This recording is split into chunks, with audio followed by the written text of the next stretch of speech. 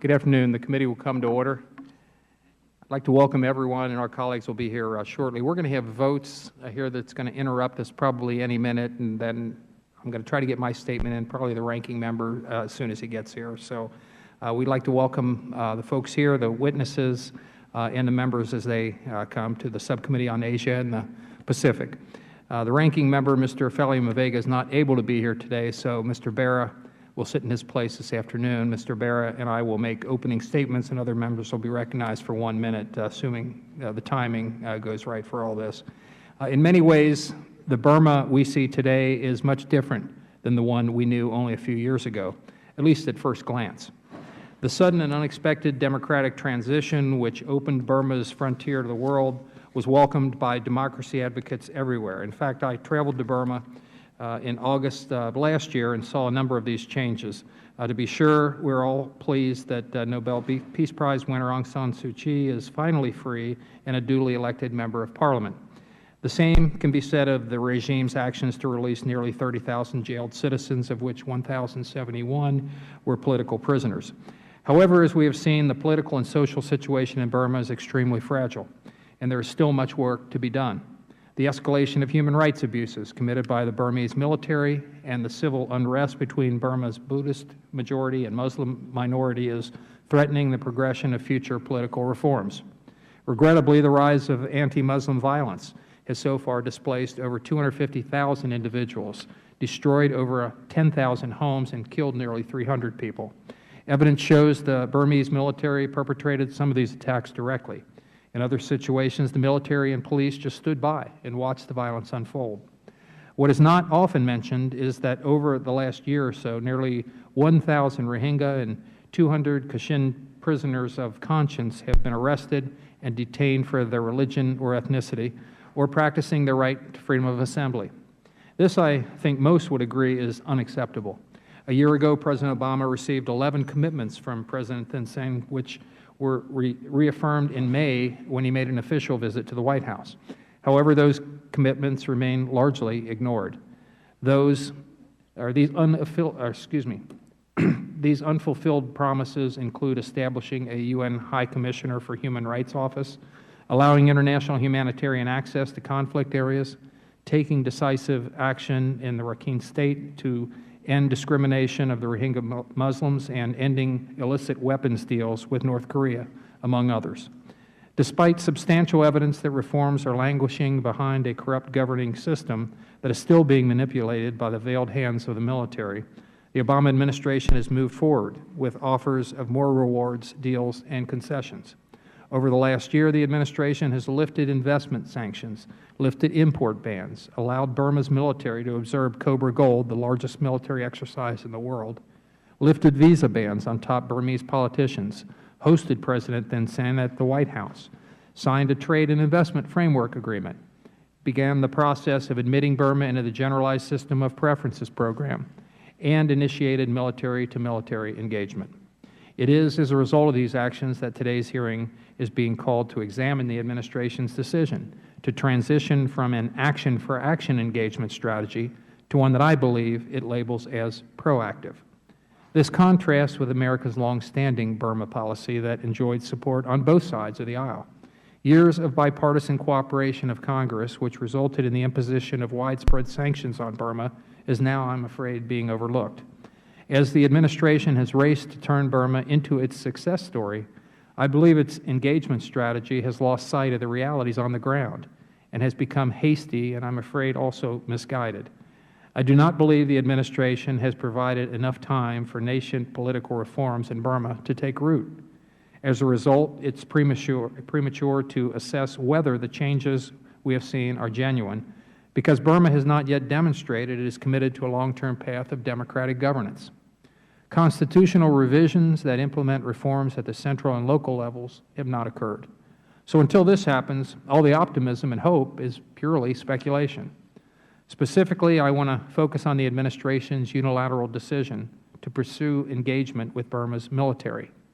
As we have seen elsewhere in the world, unconditioned military assistance can lead to unanticipated outcomes. Absent any fixed expectations or benchmarks to measure reforms, the U.S. is throwing away what may be, since most sanctions have been lifted, its last point of leverage that could help foster further reforms in Burma. In early June, then-Secretary Leon Panetta stated that the U.S. was interested in improving its military ties with Burma if that country continued implementing democratic reforms and improved its human rights record. Less than 6 months later, reforms have stalled, and the country faces a situation U.S. Ambassador Mitchell calls, quote, 2 steps forward, 1 step back, unquote, and human rights abuses continue. Nevertheless, the U.S. is still moving forward on a policy fueled by hope.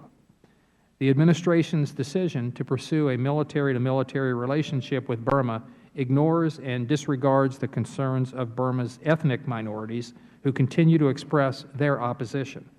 They believe preconditions must be first met before these relations progress any further.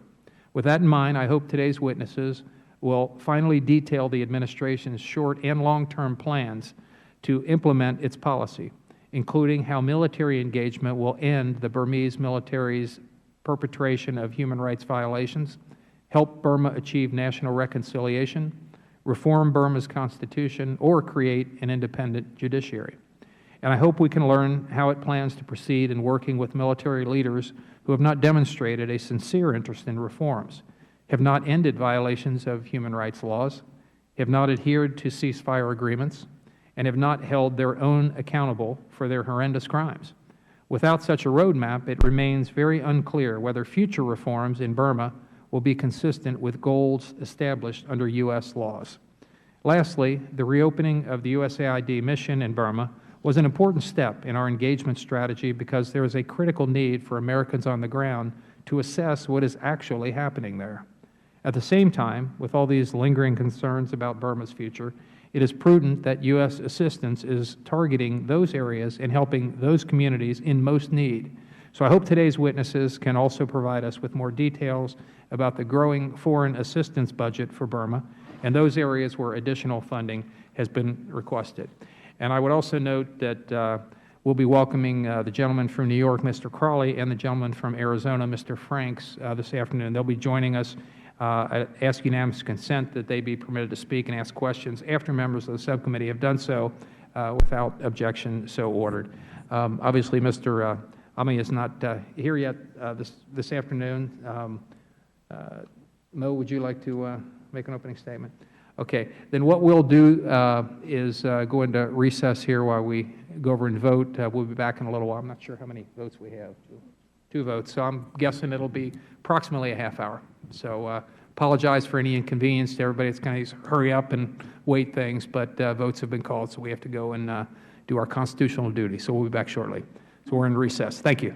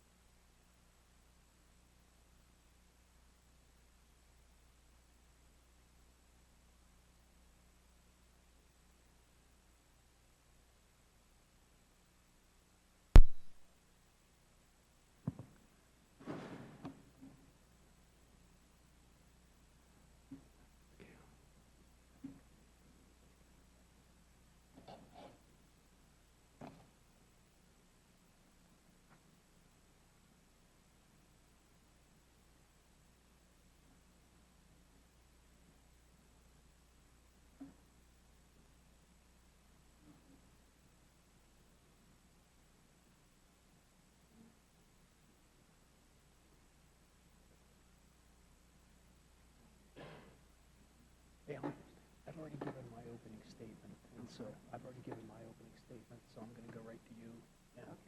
And I already said locally, and Trent Fraggs could speak and stuff. But and if he wants to make an opening statement after you, it'd be a minute, but he can't. So are you ready? Sure. Okay. Committee will come back to order. Yeah, I've already given my opening statement. I would now like to recognize Ami Berry, who is filling in for Mr. Feli Vega this afternoon as a ranking member, and we've already recognized that Mr. Moakley of New York and Mr. Franks of Arizona will be able to speak, and if they'd like to give an opening statement for 1 minute, they would have that opportunity as well. I now recognize Mr. Berry for 5 minutes. Great. Thank you, Chairman Shabbat, and thank you for the witnesses on this incredibly important hearing.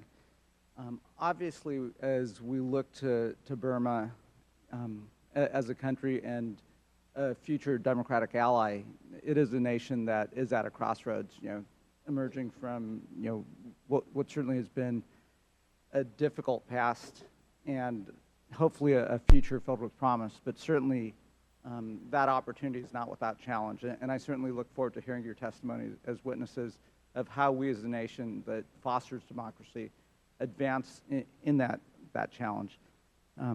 Last couple of years, the Burmese government has certainly made progress in instituting a number of democratic practices and a number of democratic reforms. Certainly the release of political prisoners, the inking of a ceasefire agreement, and allowing the opposition to participate in parliament are noteworthy events that occurred in Burma. That said, despite this progress, the challenges in building a nation that celebrates its rich and ethnic and religious diversity remain. A few weeks ago, maybe a few months ago, we had a prior hearing on some of the ethnic issues and faith-based challenges that are occurring in the northern part of Burma. And certainly those challenges remain of great concern to most of us on this committee. We certainly are concerned about the ongoing violence and human rights abuses that we see occurring in Burma. Also, as the world's greatest democracy, we have to have a role, and I do believe our Burmese engagement policy should continue to be committed to seeing national reconciliation, transparency, and ethnic equality. We've also got to send a very clear message that we will not tolerate these human rights abuses and oppression. In addition, if military engagement continues with Burma, this arrangement must be strategically tailored with firm and clear human rights benchmarks aimed to drive the political reform that we hope to see. The U.S. needs to remain a strong supporter in South Asia and a leader in the global community in order to advance the respect and the rule of law and human rights. I look forward to hearing your positions. I look forward to reviewing our positions and policies on Burma and our role as the world's leading democracy in continuing a peaceful transition from military repression to a country of democratic rule. Thank you, and I'll yield back. Thank you very much, Mr. Barr. I appreciate it. The gentleman from Arizona, Mr. Franks, is recognized for 1 minute. Well, thank you, Mr. Chairman. I want to thank you for the opportunity to raise such a critical issue and one here where the United States can have a truly serious impact.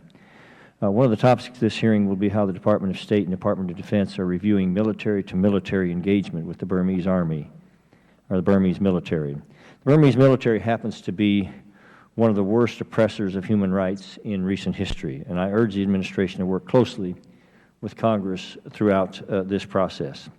The U.S. needs a policy response that is more long-term than just lifting military sanctions and setting broad objectives for mill-to-mill engagement, especially if we intend to be a leader in the region and help Burma become a more rights-respecting country. We must have clear benchmarks for the Burmese military before any sanctions on the military are lifted. We know that the Burmese military wants the relationship with our military.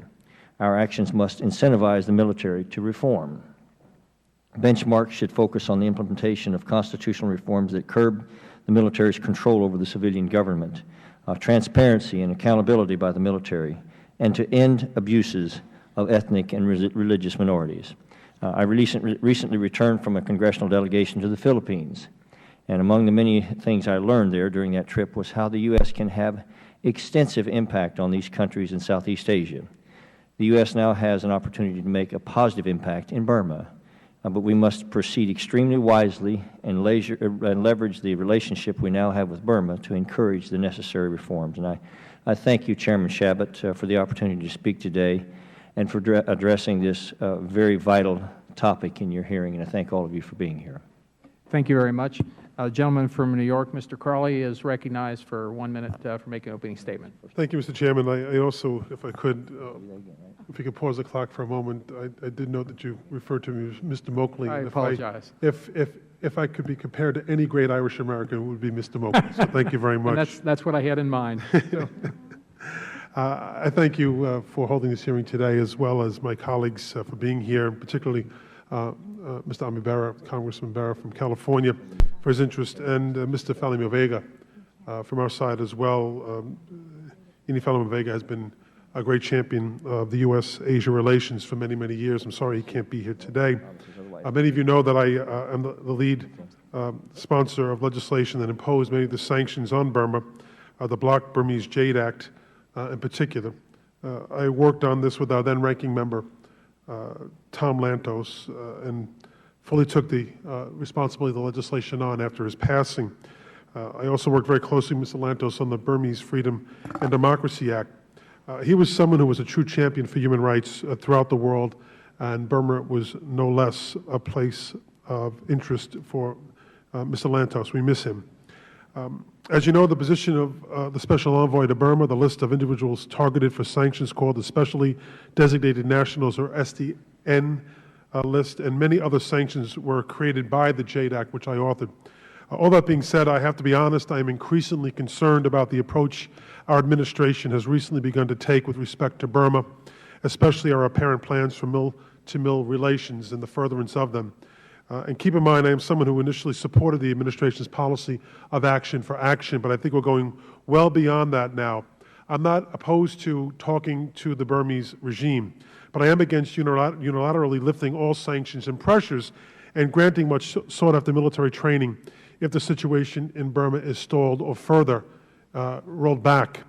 I have a more extensive opening statement, Mr. Chairman. I won't read all, but once again, focusing on, I think, a premature stage of moving towards more open relations, mill-to-mill relations, really going from DILS to EIMET too soon, in my opinion. There has not been enough action for action. I look forward to hearing from the witnesses, and I welcome them today, but I look forward also to the question and answer period, from which I will be a little bit more direct. Thank you, Mr. Chairman. Thank you very much. And without objection, the gentleman's full statement will be entered into the record. I'd now like to turn to the gentleman from California, Mr. Rohrabacher, who is the chairman of the Europe, Eurasia, and Emerging Threats Subcommittee. Thank you very much, Mr. Chairman. If there's a message the government of Burma needs to hear from the Congress is you are not ready to be accepted into the family of free nations yet. You have made progress, but not enough. And we expect certain things to be addressed if you are indeed to be accepted as a legitimate democratic government, as with the other democratic governments in the world. The Burmese military is still conducting brutal and bloody operations against the ethnic peoples on the Thai-Burma border. The Burmese government is permitting genocidal brutality against the Muslim population living in the western part of their country. And again, I might add, Mr. Chairman, if indeed the Muslims of the world who are trying to, the moderate Muslims who are opposing radical Islam in this world are to take the West seriously, we must make sure that we are loud and clear when Muslims are being murdered genocidally in countries like Burma. So we need to step up, and we cannot start treating Burma as I say, a democratic country where their job is done until we see some progress, especially in those areas. The Burmans, one last point, I'm sorry. The Burmans were repressed by a horrible government, and I was proud to have stood with these people for 20 years. They stood against this brutal dictatorship. But now what we see emerging is a country in which the Burmans are free, but the Muslims are not, and the ethnic tribal people are not. That is not acceptable to the people of the United States if Burma is to be treated like any other democratic country. Thank you very much, Mr. Chairman. Thank you very much. I'd also like to recognize the presence this afternoon of Congressman Perry from Pennsylvania, and I understand that no opening statement is necessary. Okay, thank you very much. And before I introduce the witnesses, I'd also like to recognize we have a number of Burmese parliamentarians with us here this afternoon, and if they want to stand up and be recognized, we'd like to welcome you to the Foreign Affairs Subcommittee on Asia and the Pacific. So if you'd like to stand, we can recognize you. Thank you for being here. Thank you very much. And I'd now like to introduce our distinguished panel here this afternoon. We first have Judah Sefkin, who is a career member of the Senior Foreign Service. Prior to assuming her duties as Senior Burma Advisor, she served as Deputy Chief of Mission at the U.S. Embassy in Bangkok, Thailand from 2010 to 2013. She previously served as the Ambassador's Staff Assistant and as a political officer. Since entering the Foreign Service in 1983, Ms. Sefkin has had overseas postings in Mexico City, Paris, and in Manila.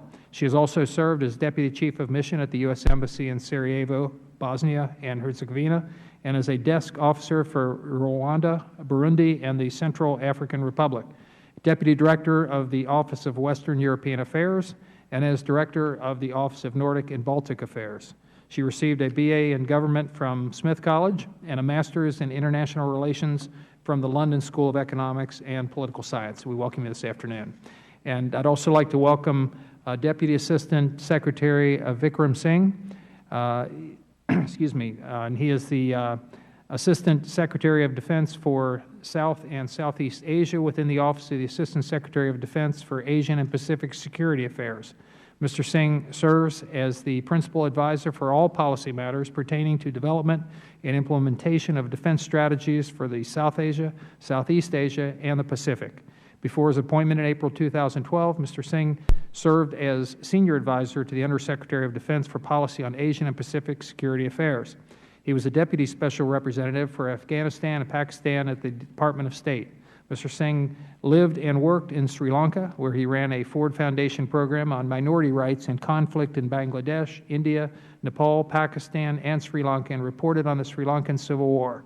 He holds degrees from the University of California at Berkeley and Columbia University, and we welcome you here, Mr. Singh.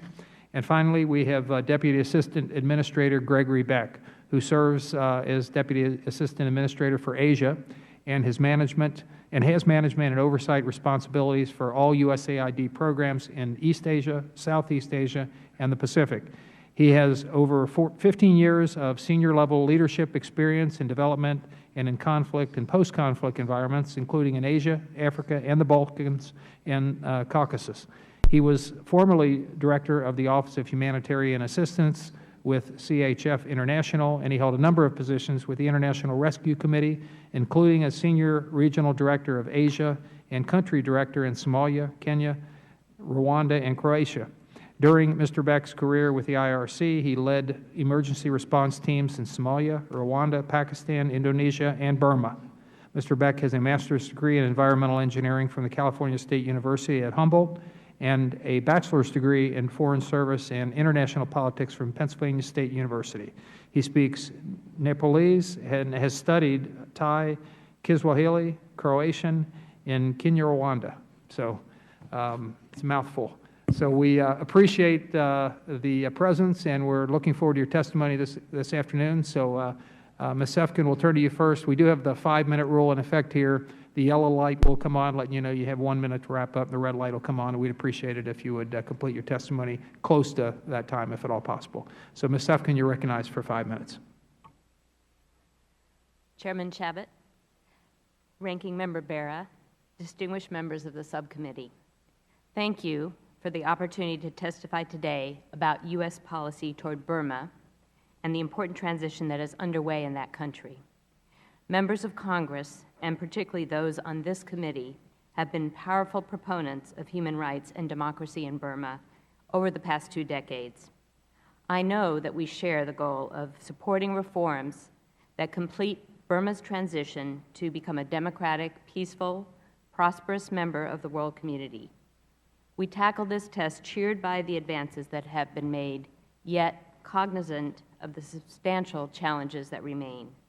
Thank you for your past and future partnership in supporting Burma's reform progress. When then Assistant Secretary Campbell testified before this committee in April 2012, a historic by-election had just brought Aung San Suu Kyi and 42 other members of the opposition National League for Democracy into government. But the NLD members had not yet taken their seats in Parliament. Today, they are active leaders there. Since 2011, the government of Burma has released over 1,100 political prisoners. It has substantially eased media censorship. Burma has signed the International Atomic Energy Additional Protocol and taken steps towards fulfilling its obligation to implement UN Security Council resolutions concerning North Korea. And the government and ethnic armed groups have intensified efforts to achieve peace and national reconciliation.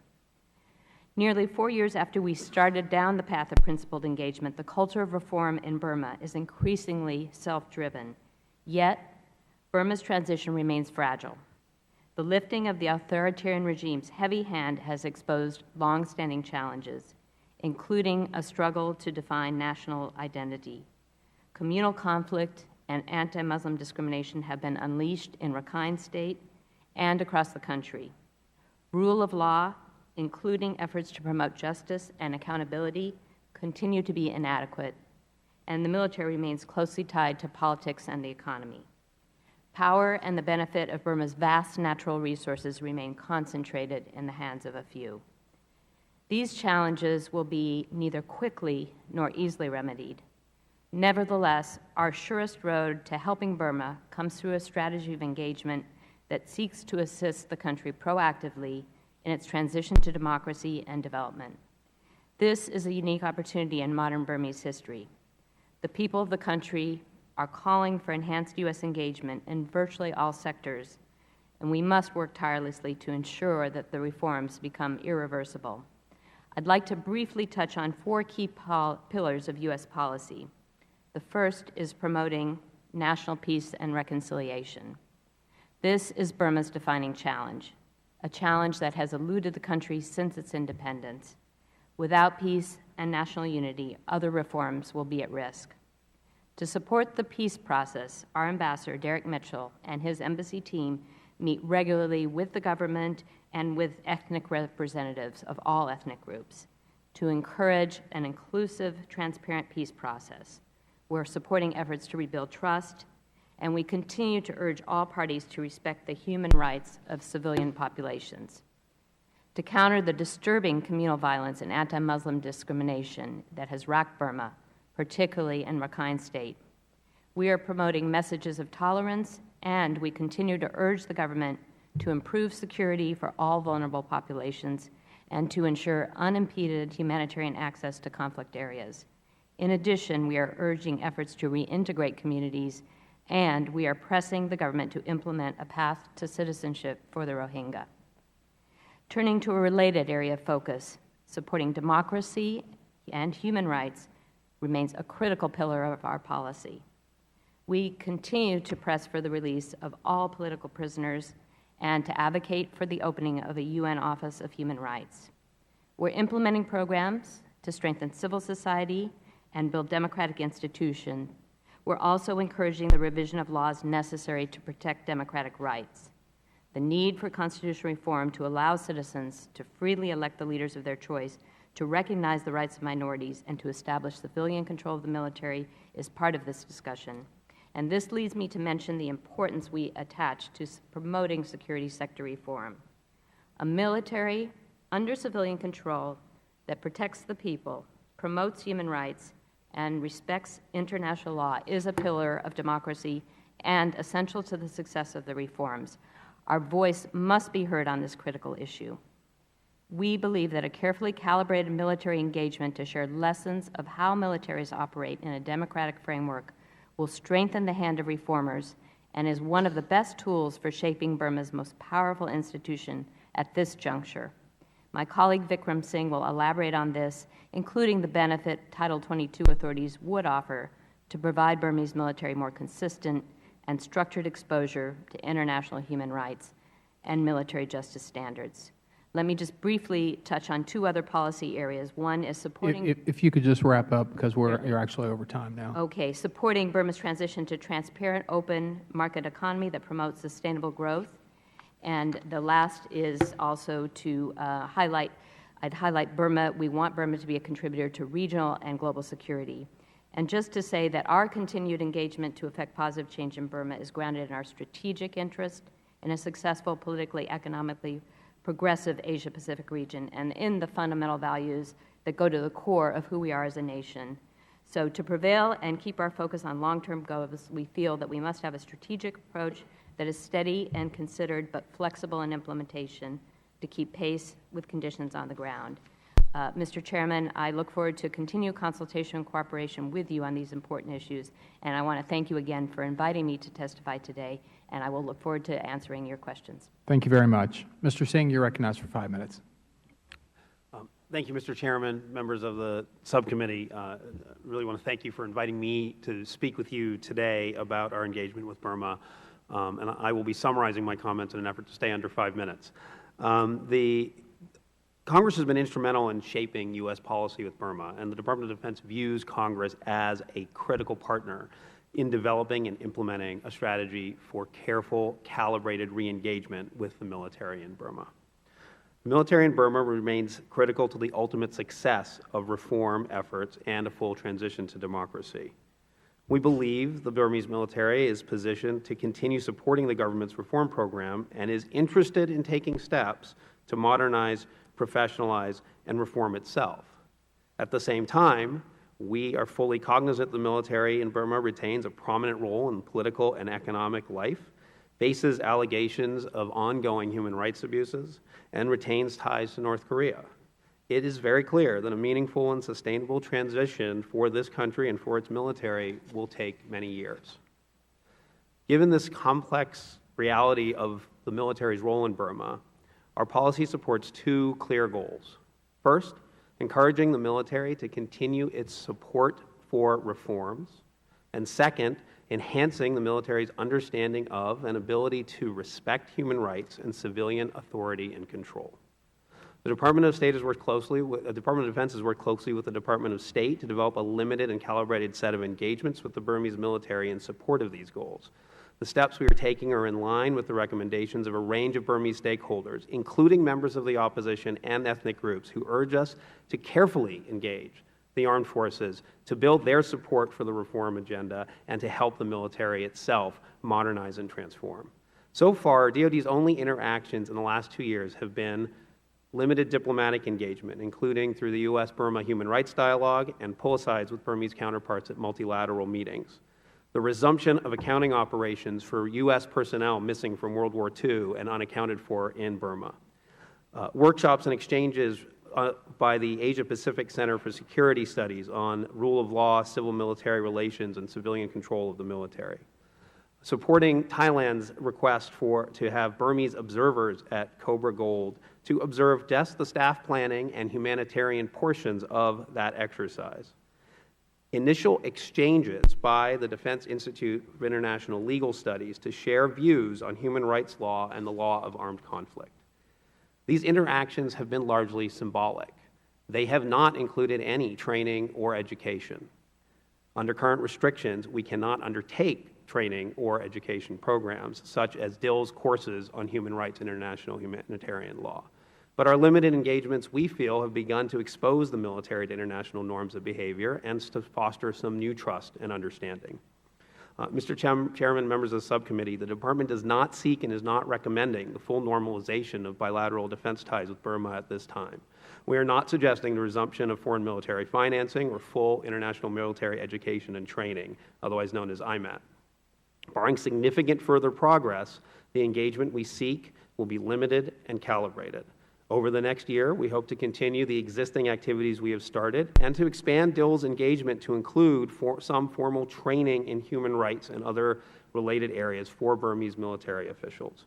We see value in engagement that would support institutional changes required to promote better civil-military relations, increased transparency, and greater civilian oversight. We also recommend initiating steps to build Burma's capacity for disaster relief to deal with things like Cyclone Nargis in 2008. The Department looks forward to working with Congress to craft these engagements appropriately. All engagements we will do will fully adhere to relevant sanctions, policy restrictions, and vetting requirements. It is important to note that under current sanctions, we lack any dedicated mechanism for this kind of reform-oriented engagement with the Burmese military. The main tool for this kind of process is expanded IMET, which is a scaled and targeted subset of IMET that allows only education and training related to civilian control of the military, improving military justice in accordance with internationally recognized human rights, proper management of defense resources, and cooperation between the police and military for counter-narcotics. We look forward to working with Congress on some version of this kind of programming so reform-focused engagement can be more transparent and regularized. I know I'm coming to the end of my time, Mr. Chairman. You mentioned examples of benchmarks we would want to see. Those are many of the same things that the administration looks for: humanitarian, international access for international humanitarian organizations, accountability in the Burmese military. And given that I'm coming to the end of my time, I also just want to acknowledge that I recognize there's considerable skepticism about what value this kind of military engagement might provide. We believe that this kind of engagement is part of our principled stance with regard to reform and supporting democracy and reform in Burma. And we know there can be no guarantee that our engagement will bring about the changes we seek. But we do believe we have an opportunity to engage for the first time in decades with a military and government in Burma open to implementing reforms and accepting U.S. advice to that end. We believe we need to move forward with that opportunity in a careful way, in close consultation with the Congress and our friends and allies who share these objectives. Thank you, Mr. Chairman. I look forward to taking questions from you and the subcommittee. Thank you very much, Mr. Singh. Mr. Beck, you're recognized for 5 minutes. Mr. Chairman, Ranking Member Bera, and distinguished members of the subcommittee, thank you for the opportunity to testify today on USAID's work in Burma. I'd like to first acknowledge the role that this committee and Congress have played in our engagement and our advocacy of human rights, democracy, national reconciliation, and economic reform. We believe the recent historic reforms can be sustained with continued targeted efforts that support the needs and aspirations of the people of Burma. However, we remain conscious of the fragile state of reforms and reconciliation taking place in the country. Since the reopening of USAID's mission over a year ago, and under the strong leadership of Ambassador Mitchell, USAID's activities have been focused on supporting the U.S. government's priority policy objectives in Burma. Specifically, they reinforce the 4 principles outlined in the U.S.-Burma Partnership for Democracy, Peace, and Prosperity, the principles of inclusivity, transparency, accountability, and local empowerment.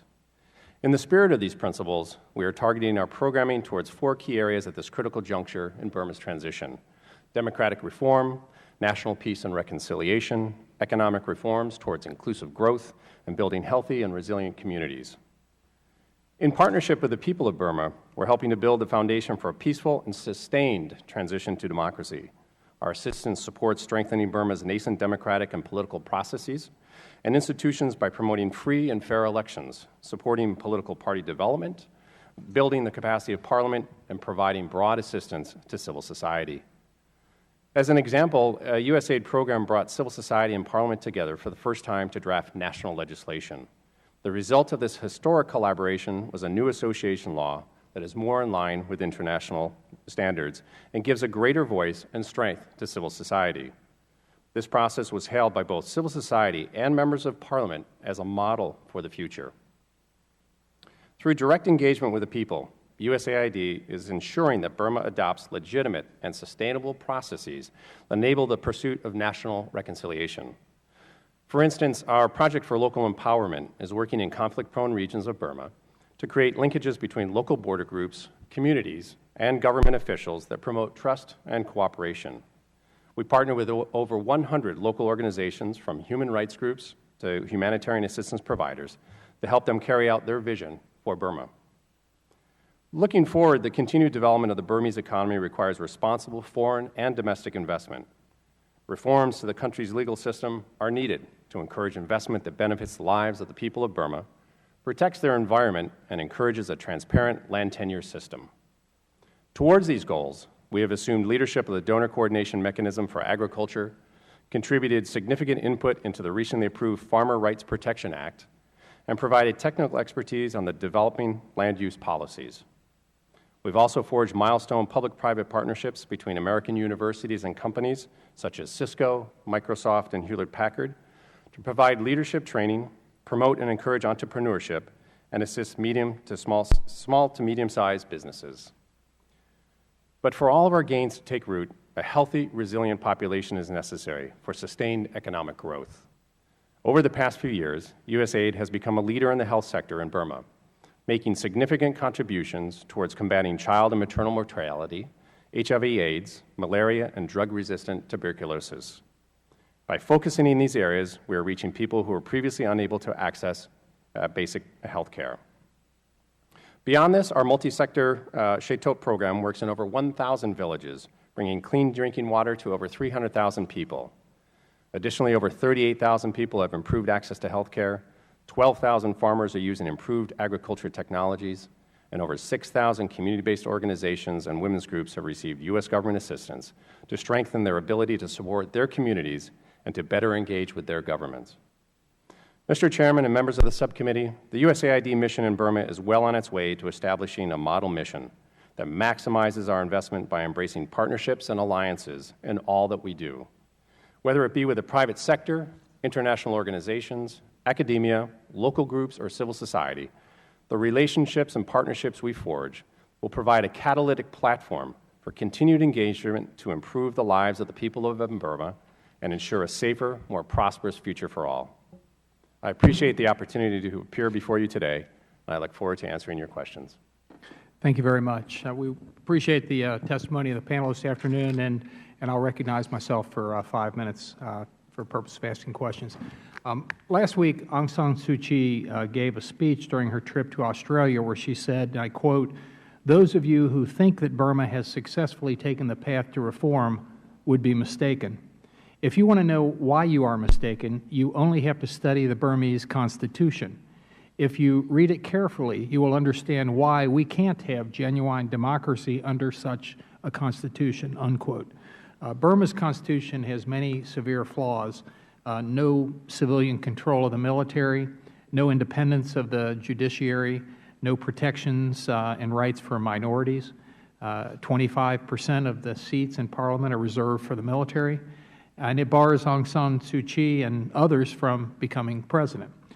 What is the administration doing to support the universal call for Aung San Suu Kyi and the people of Burma to advance constitutional reform before the 2015 elections? And Ms. Efkin, if you'd like to take that.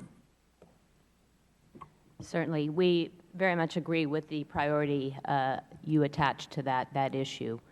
And first of all, you may be aware that there is a process underway in the country. The Parliament has established a committee to review the current Constitution and to make recommendations as to changes, amendments that should be considered. As you know, constitutional amendments can be a very challenging process in a number of countries, and in Burma it's no exception. It will require, first of all, changes will require a vote of 75% of the members of Parliament, and then many of the issues, probably most of the issues, will have to go to national referendum. We are engaged in the discussion, and we have made very clear our expectation that this has to be a priority, that Burma will not realize its full democratic potential until the Constitution is reformed.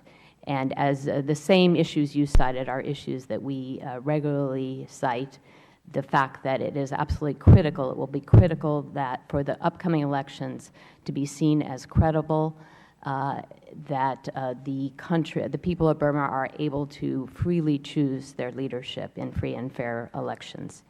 Of course, it's up to the people of Burma to choose their leadership, but they should have the right to choose their leadership, the candidates that they feel best represent them. There are a number of other issues that are equally important, and a key one is the rights of minorities. That will be part of the discussion that we hope will be launched very soon as part of the political dialogue for a durable peace. So that, of course, there will be many aspects to that will be take time to determine what changes need to be made, but that is also a priority. And as you mentioned, the civilian control of the military is another priority.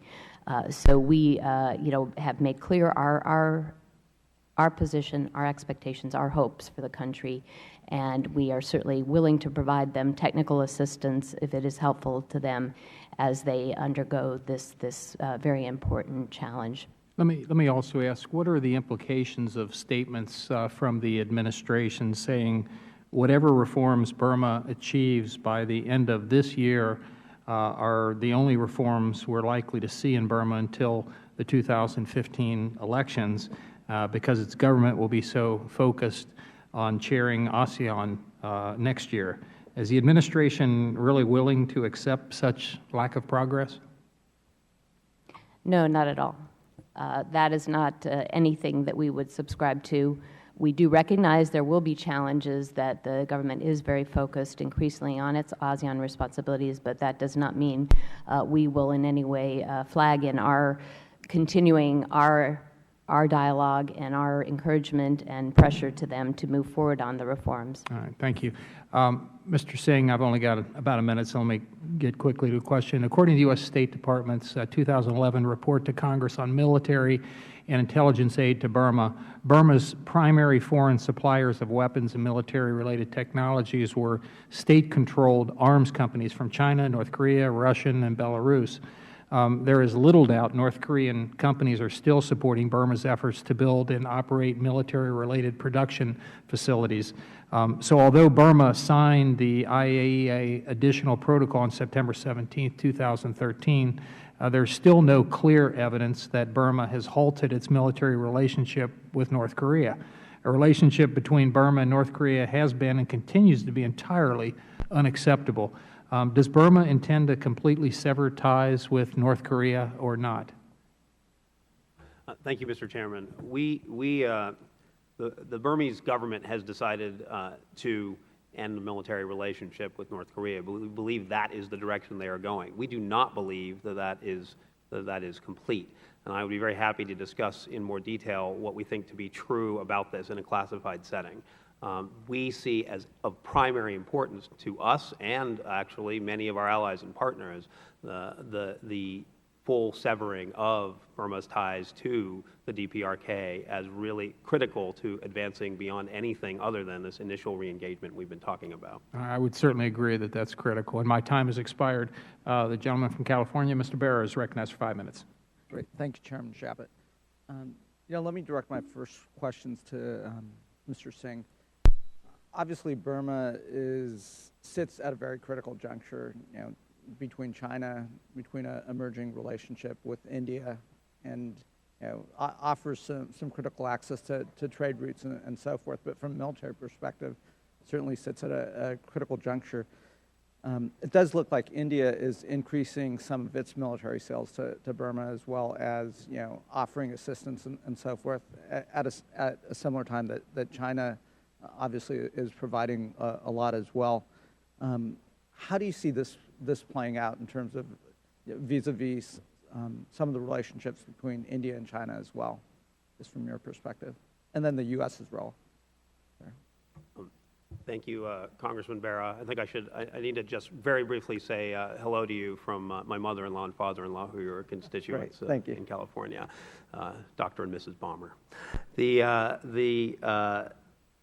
We really welcome the engagement of India with Burma. India and the United States have long had very similar aspirations and goals for Burma, though we've often had very different policy approaches to it.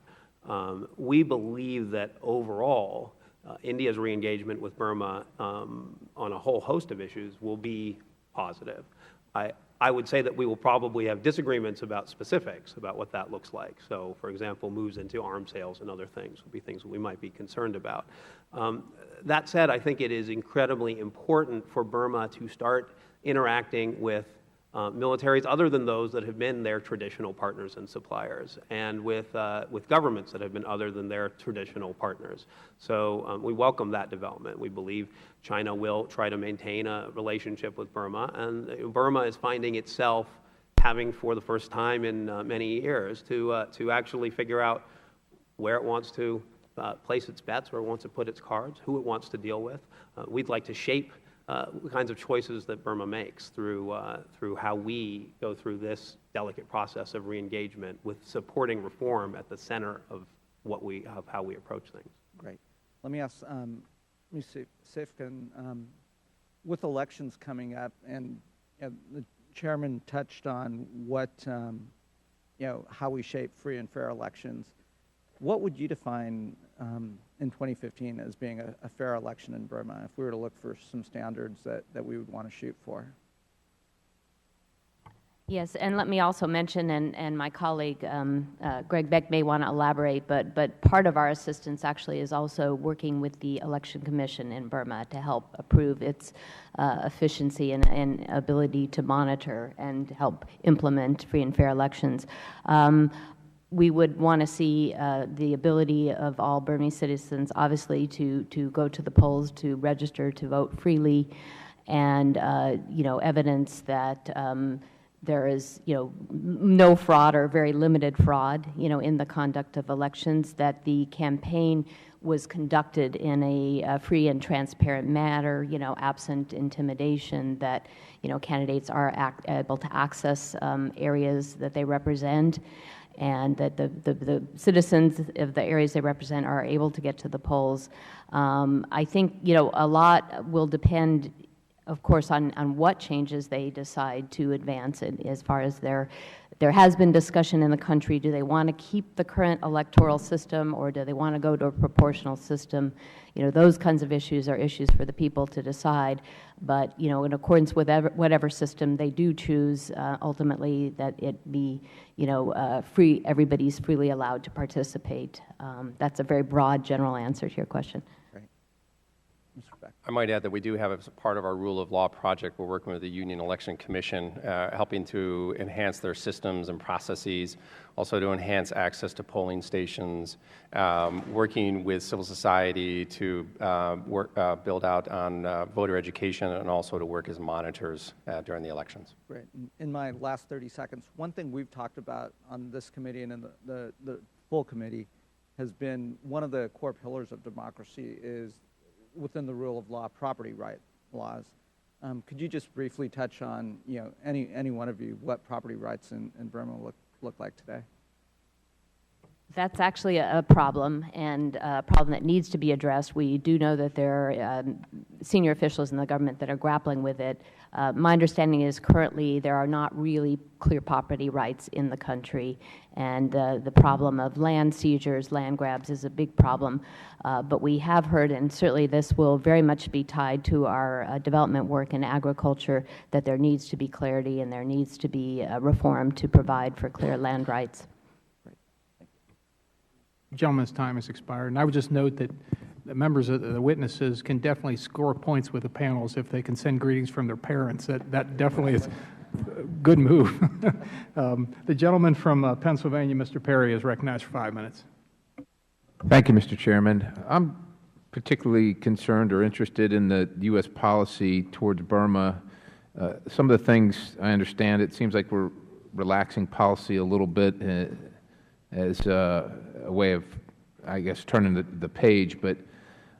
And I see where at least it describes in the document that I'm looking at, democratically elected civilian government, human rights, and those type of things, especially to ethnic minorities. But it doesn't mention our policy regarding nuclear ambitions. And if you could, I'm sorry, Jeff Kink, if you can elaborate on that, I'd appreciate it.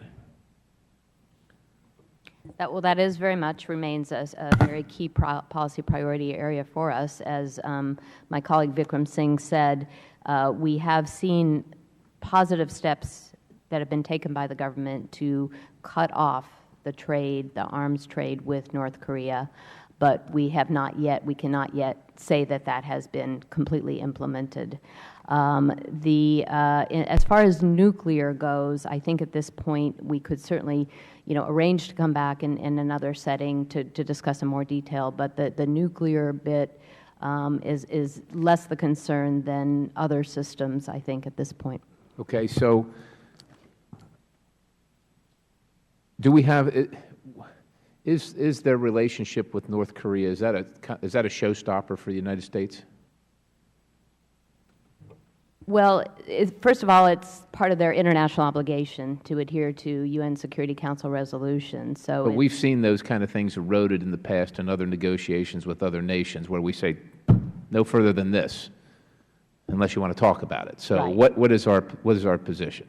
Certainly, there are many things that we will not be able to do to engage them on absent their full compliance on that issue. And on the issue of military, that's very much true, that we cannot foresee a full normalization absent them their having fully complied on that need.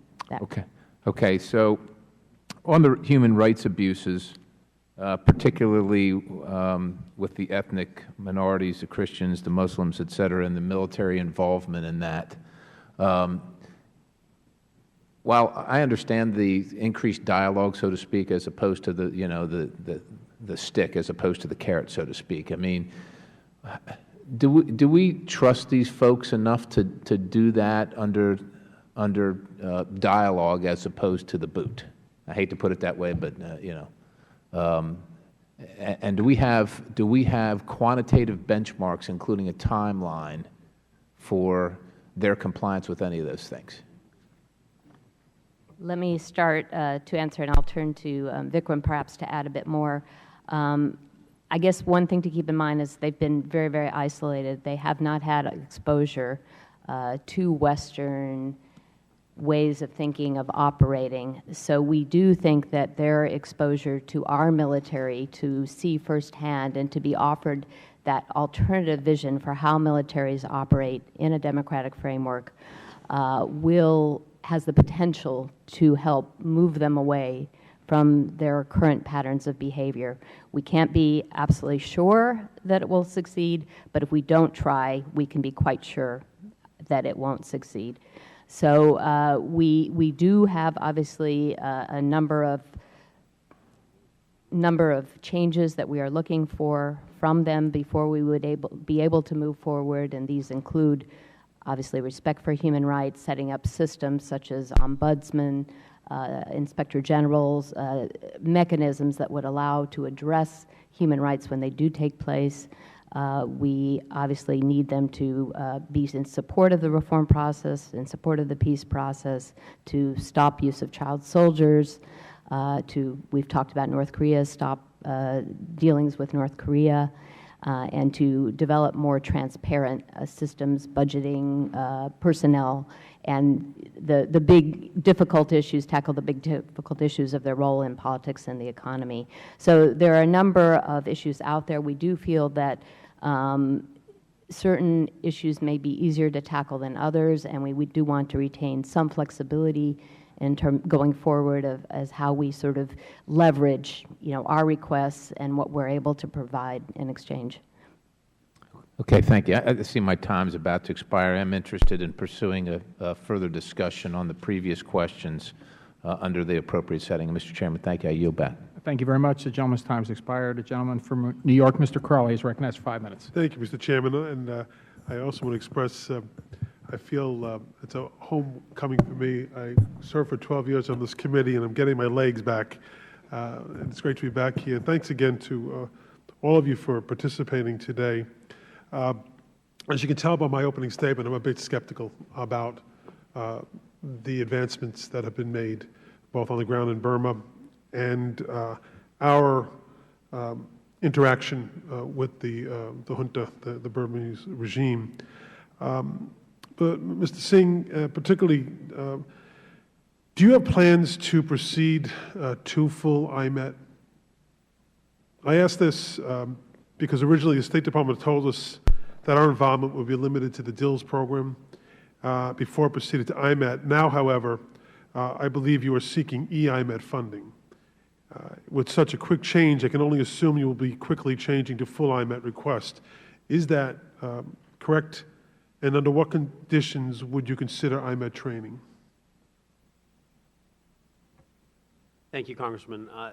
We are not seeking full IMET, and we would not seek full IMET. Are you seeking EIMET? I'll defer to my State Department colleagues. This is a Title 22 authority, not a Title 10 authority, for specific details. But EIMET exists simply as a subset of IMET. So some form of IMET authorization is required to have EIMET or anything like it. What I believe is necessary is the ability to engage in some limited amounts of training and education, narrowly targeted, that are things that are like what we have in other settings used EIMET for.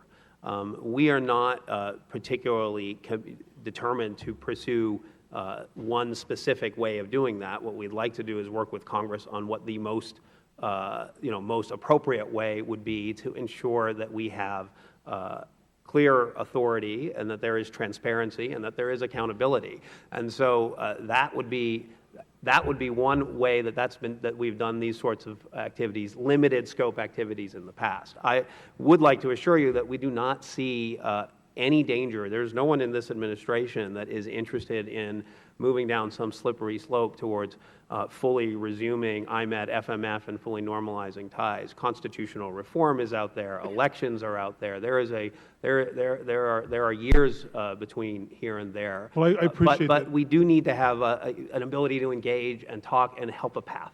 Thank you. Appreciate it. The time is very sensitive, but given the seriousness of the human rights situation in Burma, have you developed genuine benchmarks beyond broad ideas, which we're talking about? We're talking about the broad idea, the concept of the Constitution. I know this is an unworkable Constitution for nascent democracy. You're being very generous, Mr. Beck. I appreciate that. It is very nascent. Can you tell me what, if there are benchmarks, what they are? I ask this because the training of the Burmese military, even if it's on a limited basis, is a huge win, public relations-wise, for the Burmese military and for the junta. Thank you again, Congressman. I agree with you that it's complicated to do this kind of re-engagement, and you don't want to inadvertently send the wrong kind of signals. We believe that the kind of progress we're looking for would be through, to be more specific than these general terms, full, open, regular humanitarian access for UN and other non-governmental organizations to vulnerable populations in conflict areas, transparency into military command structures and operations and how they work, some kind of independent internal review mechanism for accountability and military justice, like an ombudsman, like what we use, inspectors general, those kinds of, something along those lines. Process to meet the commitment, where they have made they've made progress, but progress meeting the commitment to end the use of child soldiers, an enduring commitment to the peace process. What we don't have is sort of we do specifically this and then we expect specifically that. What we are doing is trying to have a very calibrated set of initial engagements, be able to talk about these things, and then be able to evaluate in a robust way what progress has been made and whether additional steps should be taken. Mr. Chairman, I appreciate the earnestness of Mr. Singh and all giving testimony today. I have many, many more questions. My time is running out. I personally don't believe that the Burmese military needs to be trained to stop killing and raping and stealing lands from people within their own country. I do hope that if anything comes from the intersection of both our military and there, is that they do stop those things.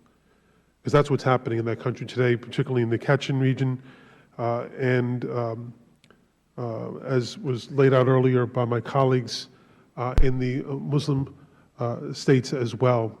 Some outrageous and terrible and horrible things are taking place in that country. I have visited Burma, and I have a profound respect for the people in the country, certainly for Aung San Suu Kyi, and those who every day sacrifice so much to bring democracy to the country. But I am concerned that our mill-to-mill is moving too quickly because they feed off of this prestige. And I want us to not only visually but also in reality slow this down. I think it's important to get the reforms that we want, democratic reforms, constitutional reforms, to allow Dao Suu Kyi and others to run for office, because the Constitution will not be changed if left to the military device. They control 25% of the parliament. They are in control of the constitutional changes, not the people of Burma. So, Mr. Chairman, thank you for this opportunity. Thank you. The gentleman's time has expired. The gentleman from California, Mr. Rohrabacher, is recognized for 5 minutes. Thank you very much, Mr. Chairman. Let me get straight where we're at now at Burma. Are we planning to have a relationship with the Burmese military in which we are providing them with certain weapon systems? No weapons? No. What are we going to be providing them? We want to have transparency. We want to be accountability and everything. What are we going to give them anything in exchange for this reform? Congressman, all we are talking about at this point would be continuing the initial engagements, which have been conversations about things like civilian control of the military and the importance of that for a modern military, the rule of law, accountability, how we approach these things and how they approach these things. So we're asking we'd be them looking to move into. We're asking them good conversation. Well, that's all we can do right now, sir, is have conversation. We're not able to even do training. What we would like to be able to do is actually do some training where our experts, like Captain Sanders here, who is the director of the Defense Institute for International Legal Studies and is sitting behind me, where they could offer training in how does a modern military deal with something like this. Is there anyone, any of you three, that are suggesting that the Burmese military is not now conducting operations against the ethnic tribal people? Have they ceased? You're trying to tell us that they have ceased in these operations? Congressman, if I may, no, we would not dispute what you are saying. But just to underscore the point that we are not talking about anything that in any way enhances their tactical warfighting ability. Well, that's good. I'm glad to hear that, because that's being realistic. I don't think good conversation accounts for anything, especially, in fact, good conversation with people who are in the process of conducting military operations that cause a great number of innocent civilians to die among the tribal populations. Good conversation with those people might be seen as a sign of weakness and not of strength. Again, we should recognize that there has been progress. It seems to me that we're talking about only progress among the Burman population. And let us remember, Aung San Suu Kyi's father was the president, was he not? And he was murdered by, his guards, correct me if I'm wrong, when he led the effort to make sure that the Karens and the Karenese and the Shan and the rest of those tribal people weren't going to be able to run their own schools in their own language. I mean, it seems to me, I hope that we can, and I'm sorry that our friends from the Parliament had to leave. There will not be peace in Burma for the Burmans or anyone else until compromises are reached with living with those tribal people. And this is a 1,000-year-old situation. I am glad to see that our administration is dedicated to playing a positive role, even conversation with a great emphasis is a positive role, as long as we don't ignore those violations that are going on. About Korea, however, I'm not quite understanding. They have not ceased their relationship with North Korea? We believe they have taken steps, but we believe that to end the military-to-military ties, they have a lot of contracts and supplies from North Korea that they've had over the years. We believe they have decided to end that, but we do not believe they have completed severing that entirely. So we are watching it closely, and we're very happy to discuss this in a classified setting. All right, they've given us some good conversation on how they're changing their conversation with Korea. Of course, maybe their relationship with North Korea goes beyond conversation, which is what we're really concerned about. One Well, has there been any, Burma used to be infamous, I got 30 seconds left, infamous for the drug trade that was coming out of some of the tribal areas, in fact, as we know. Has there been any progress in that front? That is still a very big problem. They are still world's second largest producer of opium poppy. I was in Burma at the beginning of November. I went to Karen State. I heard there some really very disturbing reports about the incidence of drug use among youth, methamphetamines coming from the north. So it's a big problem. We have done some limited counter-narcotics work with the Burmese. We're helping to finance opium yield survey, and we'd like to expand that. All right. Well, the second most heroin-producing state is Burma, and I guess the most drug-producing would be Afghanistan. And I guess we have very little influence over there, don't we? Thank you. The gentleman's time has expired. Gentleman from the Commonwealth of Virginia, Mr. Connolly, is recognized for 5 minutes. I thank the Chair, and welcome to our panel. Forgive me, I'm running back and forth, but we have two subcommittee hearings at the same time. I belong to two committees that believe no human problem or endeavor cannot substantially be improved with another hearing.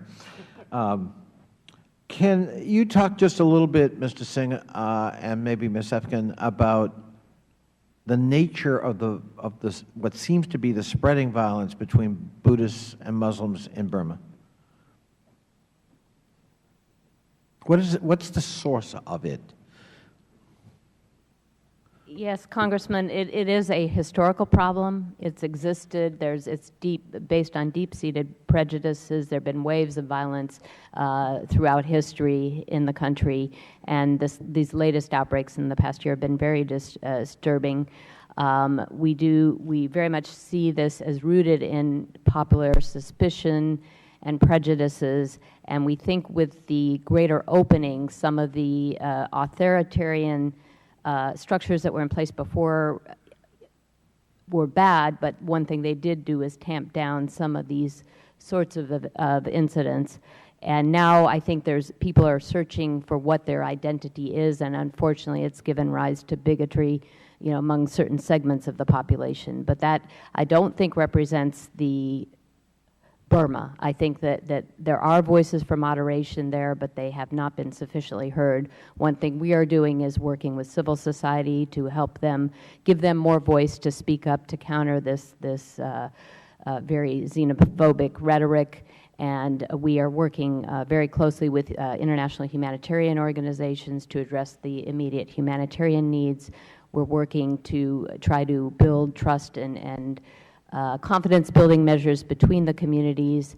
And with regard to Karen State and the plight of the Rohingya specifically, we are pressing the government to move forward expeditiously to create a path to citizenship, because we think that once that is established, it will take away some of the underlying root cause that has given rise to the vulnerability of that group of population. I'm glad you brought up the Rohingya, because Aung San Suu Kyi spokesperson recently said that she had little interest in supporting the Rohingya's claims for rights and citizenship. That seems a surprising statement from a Nobel laureate who was and remains a real symbol of, for democracy and freedom in Burma. Can you elaborate on our read of that statement? Congressman, I think it does go back to the point I made about there being deep-seated societal suspicions and lack of fully embracing the diversity of the country and the strength that diversity can bring. And I think, obviously in our conversations with all leaders, both in the government and the opposition, we do urge them to speak up in defense of those rights, those human rights. New York Times recently had a story about a Buddhist monk, Ashin Waratu, and the 969 movement. And is it our view that the rather inflammatory sermons this Buddhist monk is recording and sharing are in fact incitement for more violence against non-Buddhists? There is that risk, And I think that we have seen incidences where that kind of rhetoric has helped to instigate violence. I do think that we've seen signs more recently that the government is more seized with the importance of tamping down this kind of rhetoric. In my visit to Karen State, I had the opportunity to meet with religious leaders, including a prominent monk and a prominent imam, and they both told me that in the past months they had formed an interfaith council, that they met regularly, that in any instances of any perceived provocations, the government was very quick to call this council to meet, and it seemed that at least in that one instance the situation had improved, and I think that that sort of effort is taking place in many parts of the country, though it's still not yet sufficient to address the problem. Do we sense, yes? Congressman, if I Mr. might Jade. add, also we're working with youth to build their awareness of the core issue and using social media, which they're increasingly accessing. So we're working through Facebook and other social media outlets to develop early warning systems, to educate, to bring people together, especially young people, young leaders, to begin addressing this issue and to be able, when it becomes inflamed again, to address it and to initiate an early warning system. So the early warning system is working with faith-based organizations, or with other civil society organizations, and also working with the President's office. That's becoming increasingly aware and building their capacity also to step in at the early moments. Is there sufficient appreciation within the government that this violence left unchecked could significantly retard the ability of Burma, Myanmar to reemerge in the family of nations? I do believe there is recognition. Our ambassador, Derek Mitchell, has been very prominent leading diplomatic efforts in the country. He meets regularly with other international partners to review the situation, discuss what should be done. He recently led a mission to Rakhine State along with two key Burmese ministers and to get a better handle on the situation, saw where the problems are, where there's some signs of progress. I should mention also the State Department has, our Conflict Stabilization Office also has an officer based at the embassy in Rangoon who's dedicated to this issue. The gentleman's time has expired. I thank the Chair and I thank the panel. Thank you. The gentleman from Arizona, Mr. Franks, is recognized for 5 minutes. Well, thank you, Mr. Chairman, and I appreciate you again for holding this important hearing, and thank you all for being here. Among the many challenges that some of us are concerned about, and probably one of the most significant concerns I have, is the Burmese military's continued use of rape as a weapon of war and the recruitment of child soldiers.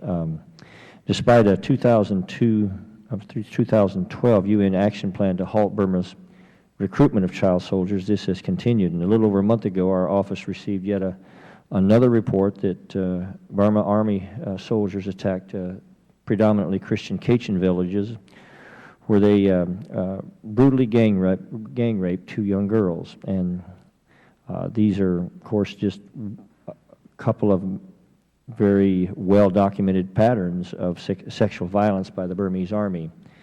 And Human Rights Watch has also closely documented how the Burmese military's recruitment and use of child soldiers continues. So I guess I have sort of a series of three main questions, and I'll direct them to you, Mr. Singh, if that's all right.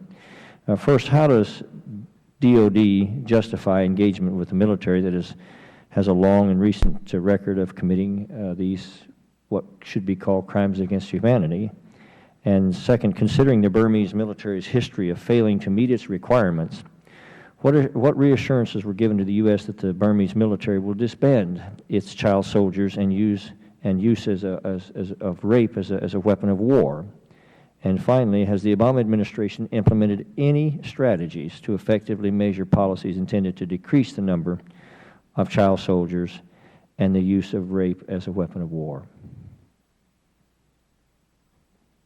Thank you, Congressman. I greatly appreciate your interest and your raising of what are among the most fundamental issues that face us and that face all of us as we think about what our policy towards Burma should be and how it should proceed. There is no doubt that the Burmese military has a long history of substantial abuses, and that human rights abuses continue, including the kinds that you have mentioned, the most disturbing kinds. We absolutely do not believe that it is time now for any kind of comprehensive re-engagement beyond the areas that we think will help this military move towards reform. We do not believe that the military will stop being an important factor in Burmese society. We do believe it needs to find a way out of being in the political and economic life, and it needs to find a way to transform itself into a responsible, credible, accountable institution that will start protecting its people instead of persecuting and threatening its people. And it is our considered view that very limited, calibrated engagement is actually better than non-engagement, with a clear sense that normalization would require a lot of things to happen, some of which I mentioned in earlier question and answer and in my earlier testimony. I would like to turn to Judith. Before you shift, but would those engagements consider implementing strategies to sort of effectively measure policies that were intended to decrease the number of child soldiers and the use of rape as a weapon of war? And that would be, actually, I think I'll turn to Judith for precisely that piece about how we in the State Department together are looking at that exact issue. Very much, that's very much, yeah, at the forefront, one of the conditions that we are looking at. I will tell you possibly some glimmers of hope that the government has signed up to a UN action plan to cease the use of child soldiers. Under that plan, there's been some limited progress of releases of child soldiers, and one of the sticking points has been allowing international access to military facilities to be able to verify whether or not there are child soldiers. That has been somewhat stalled, but just recently there was some limited progress of allowing international observers into some facilities. Possibly one thing worth mentioning, it's not only the Burmese military, but also some of the armed ethnic groups that have also been guilty on child soldiers. So that's another problem that needs to be tackled. The only thing I would add to that, and USAID has programming that is also aimed at helping with this issue, and Greg might want to speak to it, but I would also add that the government of Burma has taken a very strong stance saying that they're going to address this problem, and then we want to help them live up to that commitment. They're going to address the problem of violence. They're going to address the problem of child soldiers. Well, Mr. Chairman, I would just hope that these things should be kept in mind because, you know, America's perspective, if it's not clearly elucidated in these areas, then you got to wonder why we're doing any of this. I thank the gentleman. His time has expired. Gentleman from Georgia, Mr. Collins, is recognized for 5 minutes. Thank you, Mr. Chairman. We're just going to continue down this line. I think it's a line worth continuing. And basically the comment was just made. And one of the things I want to go back to frame this a little better. I've listened in part of this, and I've been, like Mr. Connolly, bouncing with a couple other subcommittees. But one of the things that I've heard since I've been here and also reading through testimony before is we're engaging them. We are doing these things. I have maybe just a basic question. Maybe it's just too basic for this, but I was like, what is their willingness to actually be engaged? And I think that's maybe a base question we need to ask here. Anybody want to try that one? If we're focusing on military to military, I can certainly start with that. Try that, and then we'll go to this more broadly. It's actually, you know, this is a very interesting moment. I mean, honestly, with many countries, the kind of programming that I'm talking about, starting some initial engagements and some initial trainings on things like the rule of law, human rights, and other things, those are often not very welcome. And I would say, having joined the State Department for the first human rights dialogue in Burma a year ago or so, I was really surprised by the interest and almost enthusiasm about understanding what it is the United States is wanting to talk to them about in these areas. There are certainly going to be Burmese military officers who don't want to reform, and will see a lot to lose. But we believe there will be those Burmese military officers and leaders who want to reform and see a path towards being a respected institution. And right now, there is an eagerness and welcoming of this kind of engagement, and we believe that is an opportunity we should take advantage of. And before we try, is that an eagerness on a lower, being in military, is this a lower officer level or a leadership level? Really, where was the engagement there? I would say it's been both. We probably engaged more with some leadership, but the fact is this is an institution we hardly know. We've had no engagement for so long that we are in early days. And so leadership and sort of that middle and upper tier, we are definitely seeing indications that there's an interest in this kind of engagement. And we believe we should see where it goes, but one thing I would stress is be able to calibrate. We can do a little more, but if things don't go right, we can do a little less. Okay. Well, before you go, or go ahead. Certainly, no. I was also going to make the point that the human rights dialogue was actually quite successful in terms of the candor of the discussion, including with the military. And we do sense, as Vikram Singh said, that there's certainly some quarters that are very receptive to the messages we have. I think it may be worth noting that many of those in the government leading the reforms currently are former military officers. So it seems to indicate that even before there were some beginning to think about the need to do things differently. And I think we shouldn't underestimate their desire for international respect, which some realize requires a completely different mode of operation and behavior. Well, and I think the other thing here is we're dealing with a country that has had to deal or has worked through many situations which are outside what I'll call international norms, international of standing within the community. They may see it, but they see it from a very different perspective we do, as far as how do you live among an international community and what are those standards because of the violence, because of the drug trades, everything, and also just a part of the world that's very difficult. That is the concern that I have, and it's not to belabor this point, and I think the only concern that I have in what I've heard is laying out, because undoubtedly if there is some interest to talk about these things, and again we can get into several that my friend from Arizona and others talk about, is having more tangible, as it gets to that point, benchmarks to say, if we come to here, then we can offer this. And I think as we go forward, and I think that is, because it did say when they joined the UN plan on this child soldier, I think your comment is that, limited progress, but yet what you said is they really didn't get on to verify. So my concern will be how we define limited progress. Does that mean we got to go to the gate and look through the gate, or did they actually let somebody in unfiltered? So again, I appreciate your work. This is not an easy part of the world. I'm not saying there's an easy solution. And really that willingness to communicate sometimes is more, at this stage, maybe more than what we can hope for. But I'm sure we'll do this. And Mr. Chairman, I know you've been vigilant in this category, and we'll continue to look at this part of the world. Thank you very much for being here. Thank you very much, and the gentleman's time has expired. We're going to have votes here in just a minute, so I just have a couple of more questions, and then we'll wrap it up. This summer, during a trip to Europe, President Thein Sein promised to release all political prisoners by the end of the year.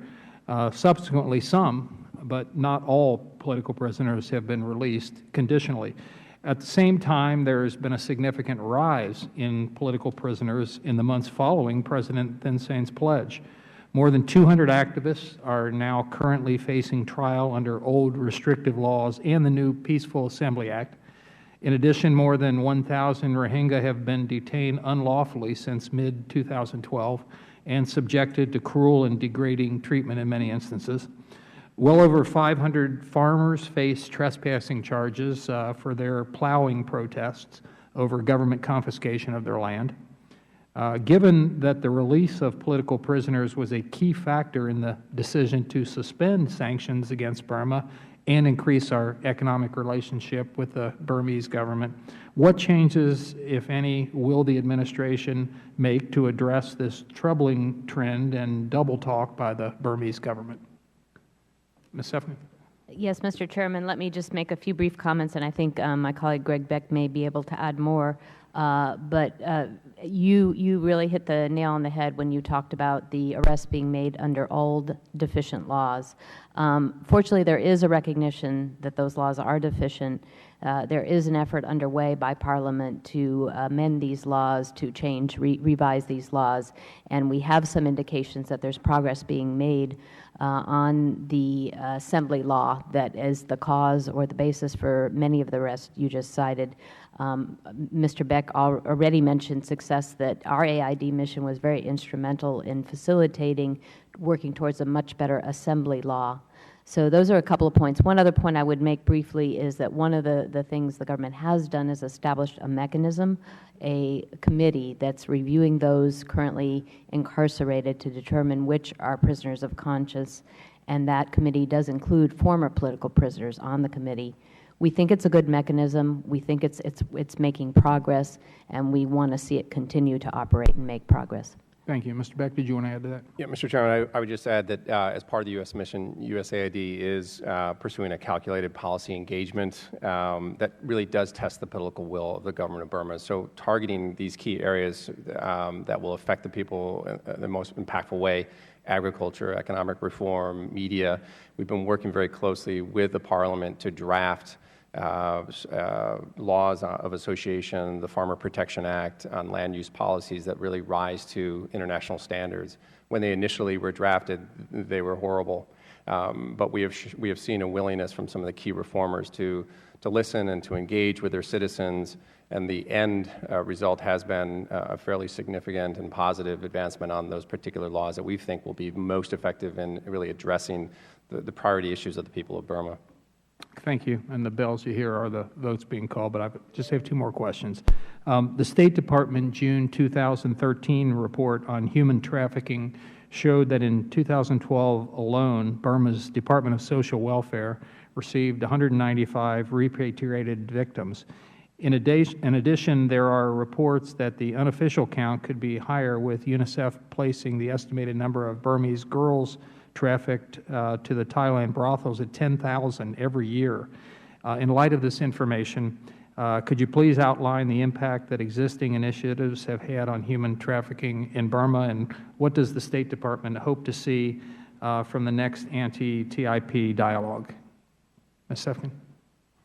Yes, I would say that somewhat in line with the human rights dialogue that we referenced a few moments ago, we actually were quite gratified by the level of the discussion that took place at the last TIP Trafficking in Persons dialogue.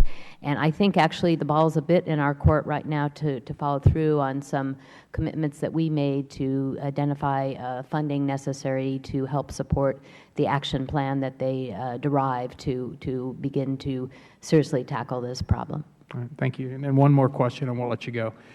In 2011, the GAO reported that UN and U.S. agencies assisted Burma after a devastating cyclone with about $335 million in assistance, but that U.S. agencies needed to strengthen their monitoring of assistance. The report detailed that USAID took actions to help ensure U.S. funds were used as intended and did not benefit sanctioned entities, but that it had some monitoring weaknesses. In light of the ongoing concerns with rampant corruption and efforts taken by the military to benefit from Burma's newfound investment wealth, what actions has USAID taken to monitor its assistance to ensure it is reaching the intended recipients, and also what effect, if any, has having an in-country presence had on USAID projects and programs aimed at addressing human rights issues, and what progress have you achieved so far? Thank you, Mr. Chairman. Thank you. As a side, I did want to say that while I didn't have an opportunity to present welcoming from my parents to my congressman, I did want to introduce my daughter, Tona, who is here with us today, who's That's traveled. even better. She's traveled to Burma, and she lived on the Thai-Burma border for 4 years, so this is an important issue for our family. Well, we welcome her today as well. Thank you. And thank you for raising this point. It is very important. Dr. Shah has been relentless in focusing on monitoring and evaluation of our programs for results. As regards to Burma, we've actually increased our staffing from what was previously 2.5 years ago, one personal service contractor. We now have 24 staff on the ground, foreign service officers and national staff. Allows us the ability to have much more access, to have the ability to be out there, to monitor our programs, to build the capacity of both our international NGOs. But as part of Usaid Forward, we're also building the capacity of local organizations who have the contextual understanding, who understand the dynamics of the community, also are able to identify where those sort of rent-seeking opportunities are, and to be able to address those, recognizing what our regulations are. And so we really do monitor very closely. It's built into our grants. It's built into our contracts. So I think we've made tremendous progress since that report came out. Thank you very much. just a little aside, for many years, been in Congress quite a few years and other offices prior to that. Sometimes I would speak at schools, and sometimes it was my kids' schools, and sometimes I'd recognize my daughter or son in the audience, and whenever I did, you know, it was always, Dad, why did you embarrass me like that? And so your daughter was blushing and very embarrassed, I'm sure. Anything you want to say about your dad while we've got the opportunity? But we do appreciate the panel's testimony. It was very helpful this afternoon. And I know some of the members were fairly aggressive, but that's the nature of the committee, as you probably know. But I think you all handled yourselves very well. And all members will have 5 days to supplement their statements or to submit additional questions should they wish to do so. And if there's no further business to come before the committee, we're adjourned. Thank you.